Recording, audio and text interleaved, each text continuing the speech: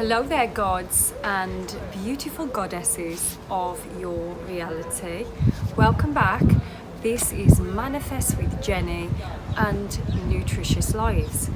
So I'm here in Forteventura in January, and it's amazing to just have this winter sun, much needed, because I've manifested a cold again over the Christmas period, a chest infection and being ill.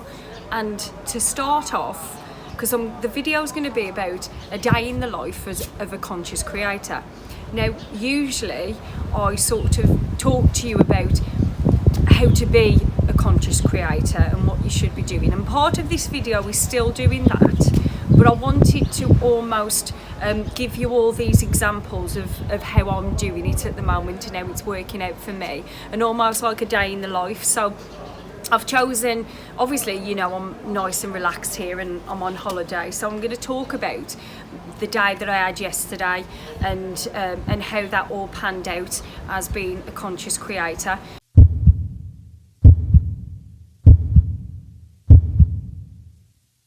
But I do want to tell you about my cold and how I've manifested that as well, because I think that's relevant. Because I think when we think about manifestation, sorry, the lady's going to come past. Sorry, thank you, gracias.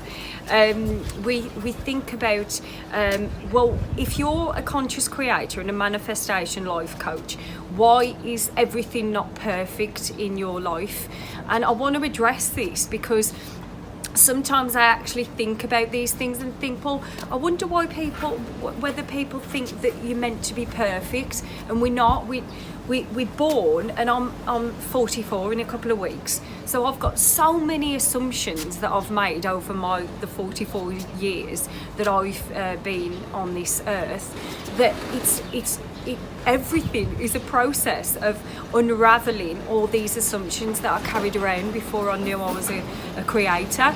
So we're not going for perfection. Sorry about these noises in the background, but as I say, it's just natural. We're out in the, my natural habitat here, so excuse that. But we're not supposed to be perfect. We're not going for perfection, unless that's what you want. I always put out there that I don't want to be perfect. I want to be the best version of myself, and I want to learn and grow daily.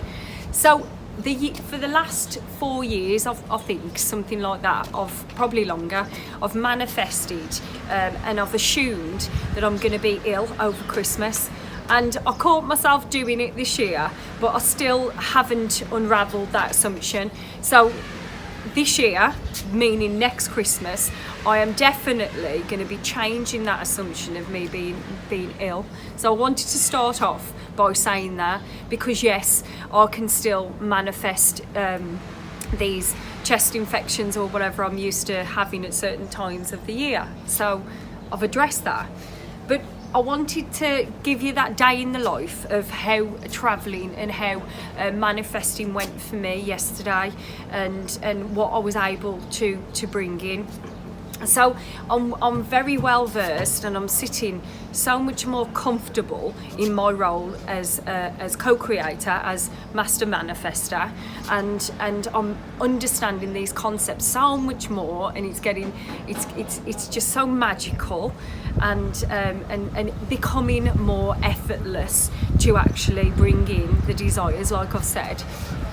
So I'll start off by telling you with the travelling. So we arrived yesterday, was an early flight, and so we stayed at we were travelling from Birmingham, and it was like 6:15 flight. So rather with checking in, rather than checking in and paying to sit next to my mum, there's been an assumption that whoever I'm travelling with, wherever I'm travelling, I know that I'm going to sit next to that person. I'm going to manifest to sit next to that person. I don't have to fork out any extra money to pay for seats next to each other, because it's now my assumption. And of course, I didn't really need to. There wasn't much resistance to it. So of course, I just went in with the assumption of, it's okay, Mum, we don't have to pay. We're just going to sit next to each other anyway.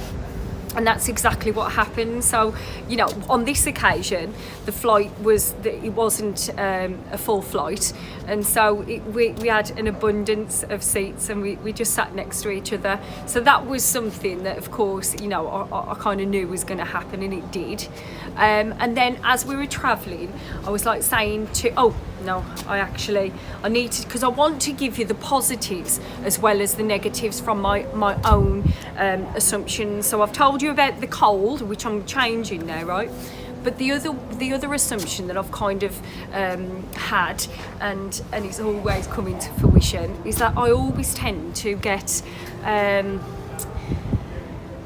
sort of Klingons, usually fellas, that tend to sort of single me out and cling on to me, and they've got issues like you know, this particular person on the flight and who sort of targeted me as is clearly an alcoholic, and you know, and I feel for anyone who's going through any emotional issues. You know, I'm very heartfelt with it all, but however, my energy is precious, and to help unravel someone on holiday who's clearly going to be drinking a lot of alcohol, that's time and attention, and I'm here on holiday with my mom, and so my energy is precious. So of course, you know, for me, I wanted to avoid that energy, but it seems like, and the assumption is, the more I try and avoid these energies, these people with issues, it seems to just keep you know, catapulting back to me almost.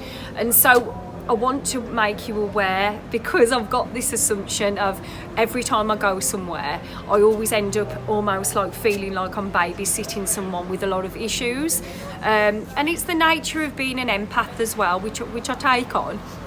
And so this guy was he wouldn't leave me alone, and as it turns out, guys, what did I do? I manifested him to be at the same hotel as me and my mom. Of course, thank you, universe. So since we got to the hotel, I do want to double back because I want to tell you about the room and stuff like that, with an upgraded room and whatever. But and so since we've been to the hotel, bless his cotton socks, he's done nothing but drink, and he's fallen over, and I've had to help him, and you know, he's very vocal with me, he keeps shouting out certain things when I'm around, and he's bringing a lot of attention to me and my mom, and so, but I've kind of just framed it as I'll do what I can for this fella, I'll say what I can, and I'm assuming, oh, there's a big cockroach down there, guys, he's just took my attention, I hope he doesn't bloody come over here. I must admit, I haven't got a thing about bugs, but however I have about cockroaches. Sorry, where's it gone? Where's that magic cockroach gone? I'm assuming he's gonna move away, cockroach, yeah. But where was I now? Cockroach has thrown me off. But, oh, he's still there. Sorry, I'm really distracted now by this cockroach. Just to break away and have a little interval from my cockroach disaster. It doesn't last long though. To just remind you, of course, I'm a manifestation life coach. I'm here for all your coaching solutions. I'm also a nutritionalist and supplementation advisor and EFT practitioner. I've got an offer running in January for a discounted rate at £50 per session for 4 sessions, and this is my health package. So if you're having immunity issues, or you want to lose weight, or boost your brain capacity, and feeling like you've got a lot of brain fog at the moment, or any other issues that you want to talk to me about, I'm on hand. So you can reach out and find me on most social media platforms. Alternatively, you could email me at nutritiouslives@gmail.com. So back to the cockroach, and I hope you're having a blessed day. I'll see you in the next one. Right, avert your eyes, Jen. But so with, oh my God, guys, he's coming down. I may have to just pick you up and move you somewhere else, but I'm not going to turn you off because I'm going to keep keep it real, because oh right, here we go. Bear with me. Right, I'm going to walk with you now. Past the cockroach. There we go. I'm going to find a new spot where there's no cockroaches. I hope he doesn't follow me. I'd never kill him, but I am a little bit. I think this is always going to Spain growing up and not probably having good assumptions of cockroaches. But so back to that guy. So I'm trying now to make assumptions that his attention is no, there's no cockroaches. His attention is elsewhere. So he's found someone else to target his attention, and this is now what I'm putting out to the universe. So that will come into fruition, maybe not for the next couple of days, but I've got thick skin, I can deal with it. But going back to then getting to the hotel, so travelling was fine. You know, I was saying, me and my mom, we're going to get to the hotel, everything's going to be on time. And as we were travelling, I was saying to Mom, right Mom, you're my manifesting buddy for this trip. So we're going to do some dual manifesting, and we're going to manifest an upgraded room. So my mom's not a manifester, but she's getting into it and she's loving it. And this is part of why the day yesterday was so amazing and why it's so amazing today. So my mom, who's not, you know, a conscious creator, or wasn't a conscious creator, was on board, and she was saying, she was having a joke really and saying, yeah, so I'll manifest this. And I was like, yeah Mom, you know, we can do and have whatever we want.